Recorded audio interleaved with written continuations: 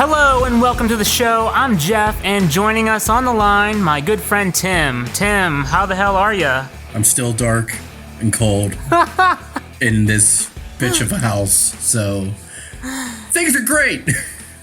Great. Yeah, same here, man. It's rough. It's what the toilet paper's for. Yeah. So have you watched any wrestling lately?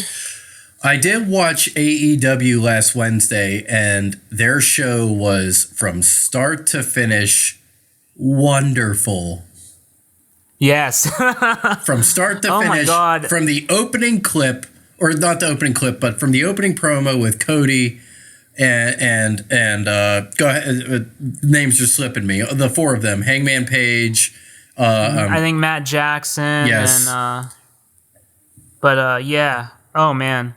A nice emotional start to the show where it's an empty arena and they go into the four of them talking, and it goes from them to pyro, and the show and the way it looked was fantastic. I love the wrestlers on the outside. That was great, and how they were into the match or out of the match or just whatever. It created a I don't want to say a false atmosphere, but it did help. It helped the product so much.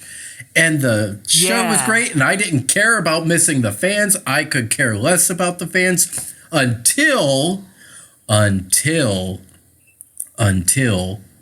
two wrestlers made their awesome debut in AEW. Yeah. Yeah, we got I can't think of the first one. Brody. The Exalted One. Yes, Brody. That was awesome. Formerly of the Wyatt family, making his transition in. Like, who knew he could speak and speak well? It makes you realize that the WWE doesn't really know what the fuck they're doing. He said more in one episode of Dynamite than I think he did in his entire career at And it sounded like he knew how to talk from the beginning. It didn't sound like it was his first promo either. Yeah. Like all these guys that they're getting are awesome on the mic. Underutilized, no chances given. They don't need to be force-fed lines or anything. They know their angle and their place there. It's great. Like, how do you think a Rusev would do in AEW? Talking about a guy that has just been mangled to death over just 4 or 5 years in the WWE. I think he would be a very awesome entertainer there. Yeah, it like the success of AEW almost has me like wondering like, hey, will there be, in the future maybe some copycats? Like, I know you can't oversaturate this sort of thing, but it's like, man, they're doing an awesome job, and it's, it shows like, I don't know, I think they're cutting into WWE a little bit, and well, they are like we talked about several shows ago where AEW, when they released their television show going against NXT, that they had the lead, but at some point they would plateau, which they did. But they now have regained the lead, and they're almost now doubling NXT's ratings. And NXT isn't bad, at least I don't think so. They're probably the most solid of the three shows or the three brands that WWE has right now, and they just can't keep up with AEW. Yeah. You just get a group of wrestlers that are organized and have one cohesive direction that they're all going into, and they're putting on a damn good product every single Wednesday night. Yeah, like we were given 2 episodes of WWE. We got an episode of Raw and SmackDown, both empty arena shows before this episode of AEW Dynamite, and you see like it's just like it felt really empty because they had the camera pointed at these empty seats. What was and then the first thing I texted you during both shows? I texted you for 316 Day, and then I texted you on Wednesday. And the one thing I texted you was, look at those empty seats. just how awful they look. And sure enough, we go to AEW, and what did I text you? What did I text you? It was the hard cam being against the backdrop right. of I said, look how entrance. great that looks. It looks busy enough to think that it's at least a production. Oh yeah, it's night and day difference. And and then WWE they're showing like for an hour, like I think they were showing they showed the Rumble, Royal Rumble, and then I think they did that on another, like whether it's Raw or SmackDown, they were showing like a match from one of their last pay-per-views. It was just like they were finding ways to chew up time. And they did that yesterday, too. They showed Seth Rollins, Cena, and Brock at the Rumble as well to open up Raw. Yeah. But not to be outdone. After AEW's hard camera shot at the crowd, what does WWE do? Hey, I'm glad they copied it. They pointed it at the entrance, and it was a great move. Like, hey, if you're gonna copy, and like it was great. It was a great idea. I know they're probably upset that they didn't think of it. They're at this point they're acknowledging mistakes. At least they're going like, man, they're outthinking us. We got to catch up. Hopefully, hopefully. But that wasn't the best part of the week. I wish, as you said, I was next to you at the very end of AEW. Because the match was great. Jericho coming out to his theme and having the wrestlers sing his theme was amazing. You could tell he was getting a huge kick out of it as well. And then after the match, the promo. They had Orange Cassidy on commentary. Right? Like, that is just genius. It's like, okay, how can we make this empty arena experience, like less bad? And you would think like they'd go the opposite way and get like someone that's really, really chatty. No, they went the opposite route, and it just was like hilarious. So wait, let's be honest though. In this past couple weeks, we've had revelations of announcing decisions or announcers. We had Triple H at one point. We had Asuka at another point, and now we have Orange Cat. I think all three of those at one table would be I would pay. Right? If you got all three of those with Triple H right in the middle doing a show, I can't imagine the entertainment that they could be endless. It would be endless. Oh, that'd be so great. That would be perfect for the apocalypse right now. Yeah. Orange Cassidy with his feet up, leaning back, not saying a word. Asuka screaming in anger because she doesn't know what the hell's happening. And then there's Triple H just fucking around with the camera or the match, whatever it is. It would be amazing. Yeah. It would. So it's been a week of announcers' revelations. And none of them were bad. I know. Not one of them were bad. Know. Yeah. I remember watching Asuka. I was like, Jeff, she is terrifying me. I know. I was like, who was I? I was like, I think Jerry the King Lawler looks traumatized. Yeah, he did, definitely.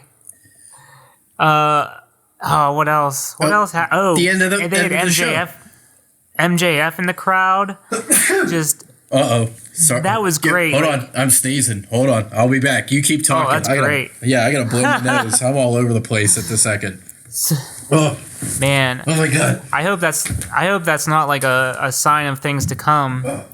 They say like the sniffles that could lead to corona. You don't want that. So definitely I'm coming back. Get that looked at. Are you okay? Oh. So is it stuck? Me blowing my nose has now reminded me that I need to buy tissues tomorrow. Oh, yeah. I don't have any of those. I know you're not supposed to stick Q-tips in your ear, but I feel like it still feels really fucking good. That's exactly what they're meant for. Fuck those experts. Yeah. That's why we're in the place we are in the first place. Yeah. So anyways, you're talking about MJF. These end times really put like perspective on things. Like, it's like if you haven't tried anal, like do it now. Like, stop what you're doing go for it because you can't knock we might it till not you be try here it. tomorrow. Yeah. Sean Penn uttered that line in the movie Milk, where he plays the gay politician based on the real guy, on the true story in San Francisco. And one of the lines is where he's right in front of Josh Brolin or something like that, who plays the man that ends up shooting the politician. Like his boyfriend comes by and like they're all touchy and feely. And then the wife comes by and she was like, don't you think that that's kind of gross? And he's like, you can't knock it till you try it. And I have adopted that line in my life. Like, you can't knock it till you try it. What's wrong with anal? I have a daughter, so I'm not going to be saying that shit anymore. One day she's going to listen to this. I'm going to be like, I'm really sorry, honey. But really, like, you know, but how for real, far go are for we it. from just like, having crazy orgies and living out like our last sickly days? You know, because I'm sure we're all going to be like, you know, zombified. Boredom's going to take over. Like, amongst the living dead and kind of just like with gashes on our arms and stuff. And just, you know, like if you can get a hard-on going, you just stick it through that little gash in that dude's arm and go for it. I don't know. That's where I'm at in life. You know, I used to be very optimistic. But anyway, coming from the person that was looking for gloves and couldn't find them the other day. Yeah. I'm going to go shopping and I'm going to get everything on my list. Yeah. Then walking in the wind, going home, sad and depressed and empty-handed. Yeah. So, but you were talking about MJF. Let's get back on track here. Yeah, he was, him and, I forget who it was, the dude that's with Blanchard all the time. He was they were both like placing bets on matches and everything. They had wine and stuff. Like, what's his name? Sean Spears? Yeah, Sean Spears, the chairman. Yeah.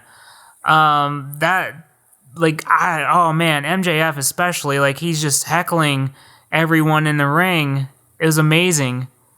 Like he actually like was the crowd. It was amazing how they just filled every ounce of that stadium with, you know, everything they had, like entertainment wise and shit.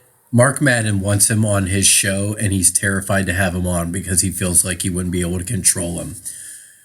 Oh, yeah. I've seen a lot of interviews, and he's in character. I actually saw all the time. One. He is in character all the time. Did you see that video with the kids? Of him flicking off the kids? Oh, yeah. Yeah, he flipped off a kid, and the kid, like, just was like, oh, my God, I've never been, you know, flipped off before or something. What's that? What's that finger for? Yeah. Yeah, just like, and the parent just like, okay, like, let's Zero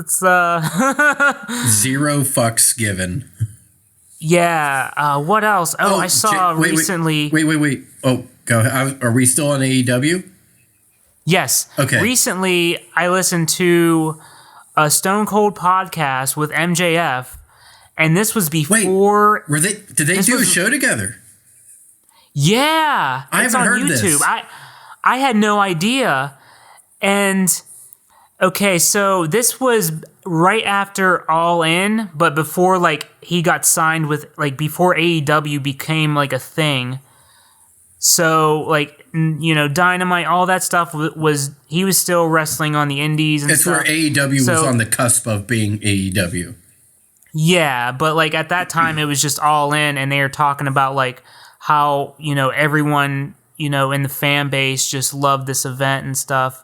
But MJF on Stone Cold's show is in character, and Stone Cold at times just like seemed like, because Stone Cold doesn't like to be put in his place, you know. He doesn't like the show getting out of control like he had when Dean Ambrose was on the show, and it just got off the rails very quickly. So like MJF was still like, dude, like you're cool with me, but you know, don't go, you know, like he was still in the character, still being funny, but at times it seemed like Stone Cold. It was like a dick measuring contest. Yeah. And so yeah, you had a little bit of that, but it was a great interview and everything. I just couldn't believe that it was out there in the wild. Like YouTube just like delivered it to me, and I was like, I gotta listen to this. You got to share that with me, and you also you got to get the Undertaker one to me at some point. Oh yeah, we're in tough times. I need something to listen to or watch. Well, like I said, WWE Network is like free for a while, and that's one of the things that's on there, along with the I was watching last night the gee whiz, the Ruthless Aggression. Like all I did was I put in my old my original username and password, and it gave me all that stuff for free. It won't give you the WCW or ECW stuff, but and it won't give you like every Raw that there's been, but it will give you like every pay-per-view and all their like original content and stuff. So it's pretty cool that they're doing that, in these tough times we're living in. Anywho, back to AEW, because I haven't got time for that. Jake Roberts. Oh yeah. And what's the guy that he's now managing? Murder Hawk. I forget that. Yeah, that sounds right. Like it was. That's his nickname, at least. But yeah, they did this really cool video that looked very natural and organic, building a character. And I'm like, this is right in Jake Roberts' wheelhouse. This is why, this makes him completely relevant, and it's just the best thing to see. And it's nice to see that he's being utilized, and it reminds you of that the past was pretty good at wrestling too, like the 80s and the 90s. Sometimes that stuff gets forgotten, era gone by, and it just brings nostalgia back in its right form and adapts it to the present. And it was just a wonderful package of building this new wrestler up to be a badass. And that was so cinematic. Right. That was it was beautiful. Oh, you owe me a Coke. We said it together. It's like we know how to finish each other's sentences right? It's gotten to that point. Yeah. But but oh my, they could do that more often, all their backstage interview stuff and things like that. It's just so different than what. It's because they have free reign. Yeah, they're very creative over there. So that was amazing. And speaking of free reign, a person that's been looking for free reign to do whatever he wants with the character for the past few years made a lovely debut. And like you said, Tim, I wish you were sitting here next to me watching this. I was like, as I watched, I'm like, Jeff's probably flipping the fuck out right now. And sure enough, the Broken One, Matt Hardy, makes his debut in AEW. Oh, yeah. So, yeah, I couldn't believe that. It was amazing. I didn't follow anything. I didn't watch any Impact, any TNA stuff. And so, but I knew that the Broken Matt Hardy, I knew it existed, and I saw bits and clips, but I didn't know anything about the drone, so that caught me off guard. It started out so bad but it was so bad it eventually became awesome. And some of the outlandish, off the wall things and concepts that came from that character in that time when he was in Impact or TNA was just astounding. And seeing the drone and the family compound and all that kind of stuff, and everything that he did on those clips when he was in that other company. As soon as when I saw the drone come down, I'm like, oh, there he is. He's here. He is here. Yeah. So, I'm glad you weren't here, because you would have ruined it for me. Yeah, I would have been like, Matt Hardy's here. The drone lands, and because I had no idea. I thought it was going to deliver a message or something, and maybe tease something on the next episode or something. But I was like, this, I don't know, this feels like a Matt Hardy thing, like in the back of my mind, but I wasn't quite there. I was just like, what the hell's going on? And so I had the same look that Jericho had on his face, like, what the fuck? And then he had Matt motherfucking Hardy lip reading. Yeah, the camera pans up, you see Matt Hardy up there, and oh my God, I yelled so loud. It was great. It's a show that just keeps getting better. I know. They don't let up at all. They need to be relentless. We mentioned that. Like, they need to keep going. They can't afford to have a bad show. They really can't. Yeah. They can't really afford to have bad segments, to be honest. Yeah. And the fact that they just keep going forward. They just keep going. I'm like, yeah, boys, keep it up. This is great stuff. Yeah, seeing that first episode in the empty arena really showed me that, hey, these guys know like what to do in a situation where their backs are against the wall. They're resourceful. Like they take lemons and make it into lemonade, and the competition can't quite do that. Like, you know, Vince is a millionaire and the show must go on. They're still resting on their laurels. Yeah, like, you're going to get a lot of bad episodes of Raw, you know, but AEW just, like, they do the impossible. 3 hours of Raw during the apocalypse is still too long. Like the Jericho boat cruise episode, I just thought so that great. I thought that was so different, and the fact that, like, they filmed that, I don't know if it was like a few days before it had to air or whatever, but they had to get the footage on two planes. Yeah, they mailed it twice. And I'm just like, they, you know, like, they're doing some risky things, hoping that it works out. Yeah, and it turns out amazing. So I like that they take these risks and they deliver an awesome product, you know, every week. So yeah. At least you have that during these tough times. At least you have AEW for the time being. Yeah. Yeah, that's for sure. I think all it's going to take is one wrestler getting the COVID for it to all stop, but hopefully not.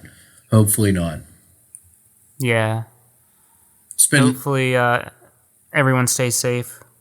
I mean, and like you said, they pulled off an empty arena show. That is like, you say that to me 3 months ago, 2 years ago, 10 years ago, I would have been like, there's no way you can do an empty show. And you know what? I really enjoyed the empty shows. Oh, yeah. Without the crowd reactions dictating how the show should go. I think, who knows, maybe the crowd will get re-educated during all this and learn how to appreciate wrestlers for what they are, instead of having a bunch of marks going, oh, I hate this guy, he's lame, or whatever. You know what I mean? Yeah, like, if everything gets resolved by, like, SummerSlam, like, imagine that show, like, the attendance and everything, like, people are going to really appreciate. It's going to be like a welcome back party. That's exactly what it's going to be. And I don't think it's going to be SummerSlam. I think it'll be Survivor Series would be the big return. It depends. Well, that's okay. So that's the question going around in all sports right now. They just canceled the Olympics today. It's going to be postponed till next year. Like, I think sports at some point will be allowed back, but I think it'll be allowed back without fans. So I don't see any big gatherings for at least fall, maybe winter. I don't know. But you are right. The first time where there's going to be a big crowd, I imagine, at least for wrestling, well, probably for everything, people are going to be so hyped up about going out and wanting to enjoy themselves, seeing a show, whether it's a concert, a game, wrestling. People are going to be really enthused and excited and just embrace the product for what it is. I even think they can't boo Roman Reigns at that point. Yeah.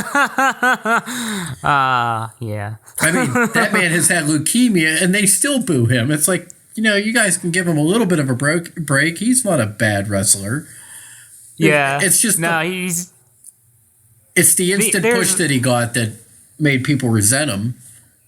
There's so many guys that WWE has that I think they're great in the ring, and I like a lot of their I like them, I like seeing them outside of the ring, like on social media and stuff, but just seeing them deliver a scripted promo and just painfully agonizing to watch. Yeah, it's like I can see it, man. Like, and I see the long pauses in between lines, and it's brutal, man. AEW's re-educating wrestling fans. That you're going to be able to see, like, you're going to be able to tell the difference after seeing enough of one show compared to the other. You can tell that they're speaking from the heart, and they're coming up with things on the fly, and they're insulting each other kind of for real. And then you see these, like you said, scripted promos. What is it? I can't remember. It was Steve Austin, who's Stone Cold. He said something like, if you got something to say and you're going to talk back, always bring the mic back up to your mouth. You see the guys in WWE right now, when they start like when the face gets the upper hand in the promo battle, you see like the heel like turning around and not the microphone's not up in his face, just going like, oh, blah, blah, blah. No, bring that microphone back up. Start spitting and chewing at each other. Get something going. Get organic. And it just doesn't happen on Monday nights and Friday nights. It's really tough to watch. Works great on Wednesdays though. Oh yeah. So it was a great AEW week, and I can't wait to see what happens tomorrow. Yeah, me either. It'll be Matt Hardy's first show, like full, like they debuted him. Same thing with Brody. Now we get to see where this story picks up tomorrow on AEW, and I'm excited. When was the last time you were excited to watch 2 hours of wrestling? It literally just when AEW started, like when they got the TNT deal, I had no interest before that. Like it was probably 99, 2000. I mean, I remember during the Attitude Era, like I can't wait to watch the entire Raw and then the entire SmackDown. And then it slowly became, I can't wait to watch this storyline and a couple of wrestlers. Now it's just like, I'm kind of tuning in on Mondays and Friday nights just to see maybe one thing. And that's really sad because there's a lot of great stuff that just seems to not come together for that company. So at least I'm looking forward to Wednesday night, which is tomorrow. Same here. Yeah, right? Yeah. All right, let's call it there. You good?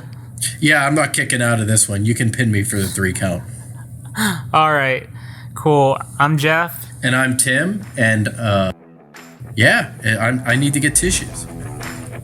Yeah, we'll get tissues. And we'll see you next time.